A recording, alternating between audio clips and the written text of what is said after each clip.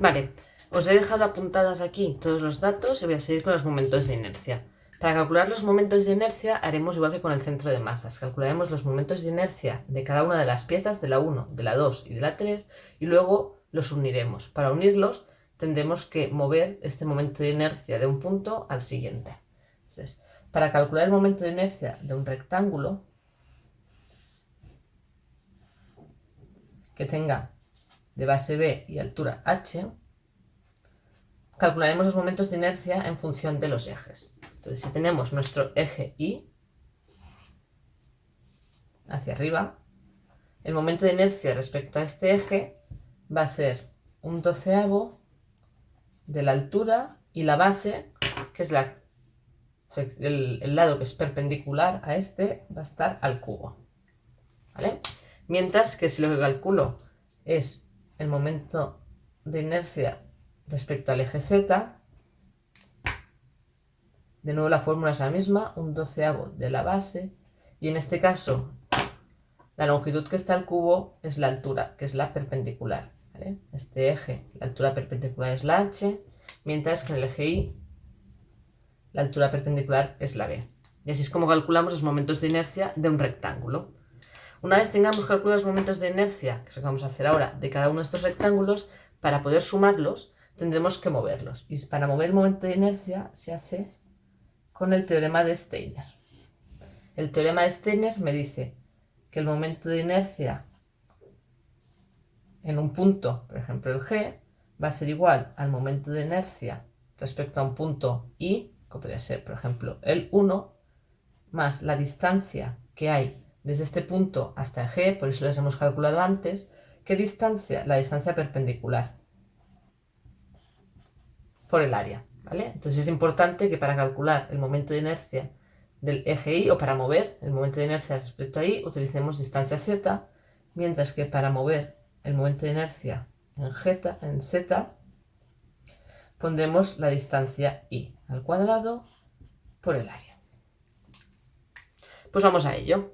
Vamos a empezar con la primera pieza, y en la primera pieza tenemos que II, es decir, como la facilidad o dificultad que tiene esta primera pieza en girar alrededor del eje Y, ¿vale? Sería esta pieza que tiene desde el eje Y, sería lo que le cuesta a esta pieza girar alrededor de este eje Y, va a ser un doceavo, la altura que es 20, y la longitud perpendicular al eje Y, que es este de aquí, que es la base, 100 al cubo.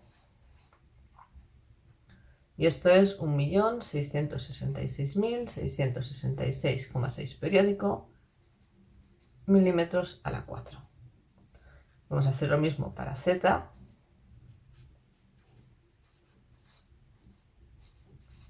Y en este caso, para el eje Z, ver la facilidad o dificultad de esta pieza en girar alrededor de este eje Z, tendremos que esta distancia está elevada a 1 y la distancia perpendicular al eje Z, que es la altura, elevada al cubo. Y esto me da 66.666,6 periódico, milímetros a la 4. Podríais hacerlo ahora para cada pieza. Yo voy a hacer el cálculo del momento y seguidamente Steiner. Así que voy a mover estos momentos de inercia al punto G, para luego poder sumarlos todos en el mismo sitio. Y esto va a ser esto, más la distancia, como estoy trabajando con el momento de inercia y la distancia Z1, que se había calculado aquí antes, al cuadrado, por el área de la pieza 1. Y esto, si lo hacéis, sería calcular este valor y sumarle esta distancia de menos 40 al cuadrado por el área, que eran 2000. ¿Vale? Voy a ponerlo aquí si queréis, menos 40 al cuadrado por 2000. Y esto me da un momento de inercia de 4.866.666,6 periódico. Y ya lo tenemos movido. ¿Cuál es la diferencia entre este momento de inercia y este? Este momento de inercia es la facilidad o dificultad que tiene esta pieza número 1 en girar alrededor del eje que está en su centro de masas, en este puntito morado. ¿Qué es lo que he hecho ahora? He dicho, vale, pero es que mi pieza no va a tener que girar alrededor de este punto, sino va a girar alrededor del centro de masas, que es un eje Y que está aquí. Por lo tanto, la pieza va a tener que girar así. Por lo tanto, le va a costar más girar así que girar solamente hacia alrededor del eje. Lo que hacemos es poner esta corrección para mover de girar respecto a este eje Y, que estaría dentro del punto 1, al eje Y, que pasa por el centro de masas. Vamos a hacer lo mismo con la Z. Va a ser el Z1 como hemos calculado cuando gira sobre su propio centro de masas por la distancia en Y, la distancia perpendicular, por el área. ¿Vale? Esa distancia es este de aquí, menos 70 al cuadrado por el área, que eran 2000, y esto me da un valor de 9.866.666,6 periódico milímetros la 4. Y hemos calculado el momento de inercia de la pieza 1 visto desde el punto G. Vamos a hacer lo mismo con las otras dos piezas. Momento de inercia de la pieza 2 vista desde su centro. Y fijaros que en este caso su centro coincide con el punto G. Así que me voy a ahorrar la segunda parte, que es moverlo.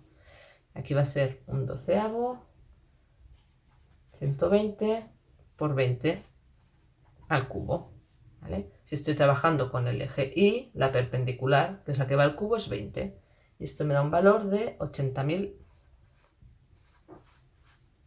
milímetros a la 4. Y esto es lo mismo si lo miro desde el centro de la pieza al punto G, porque el centro de la pieza coincide con el punto G. Hago lo mismo y ahora es el 120 el que va al cubo. Y este valor son 2.880.000 milímetros a la 4, que es lo mismo que si lo veo desde el punto G. Y ya solamente nos queda la tercera pieza. Y si os fijáis, la tercera pieza tiene las mismas dimensiones que la primera. Así que estos dos valores, cómo gira la pieza alrededor de su centro de masas, va a ser el mismo. ¿Vale? Lo voy a poner aquí. I3,1 va a ser igual a I1. ¿Por qué? Porque es la misma pieza. Si la miro ella sola con un eje que está en su centro de masas, esta pieza 3 y esta pieza 1 son iguales. No están en la misma posición respecto a G y por lo tanto va a cambiar, pero sí que son las mismas y por lo tanto, si lo mido desde su centro de masas sería el mismo. Si no lo veis muy claro, hacer el ejercicio de calcularlo y veréis que este valor coincide con este.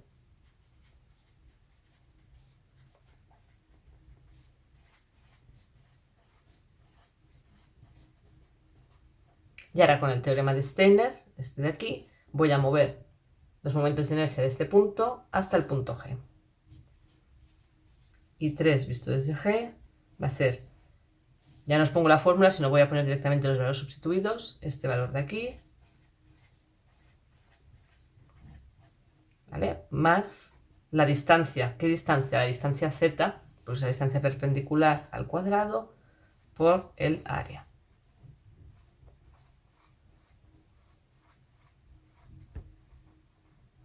Y esto es lo que obtengo. Y lo mismo si muevo respecto al eje z, va a ser 66.666,6 más la distancia, como estoy trabajando IZ, va a ser la distancia I, 70 al cuadrado por el área de esta pieza, que eran 2000.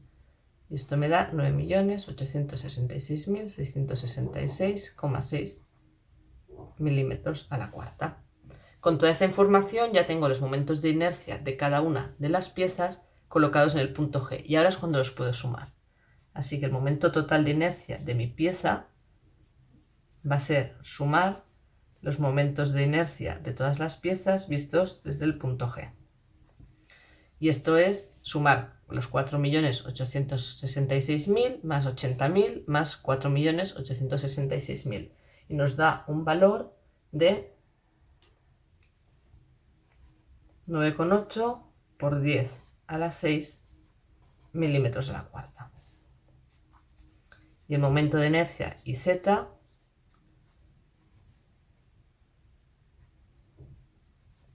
va a consistir en lo mismo, en sumar todos los momentos de inercia de Z, pero ya movidos en el punto G. Es decir, este de aquí, 9.866.000, 2.880.000 y 9.866.000. Y esto nos da un valor de 22,6 por 10 a la 6 milímetros. Vale, pues ya tenemos calculados los momentos de inercia. Vamos ahora a trabajar con el tercer paso, que es calcular el producto de inercia.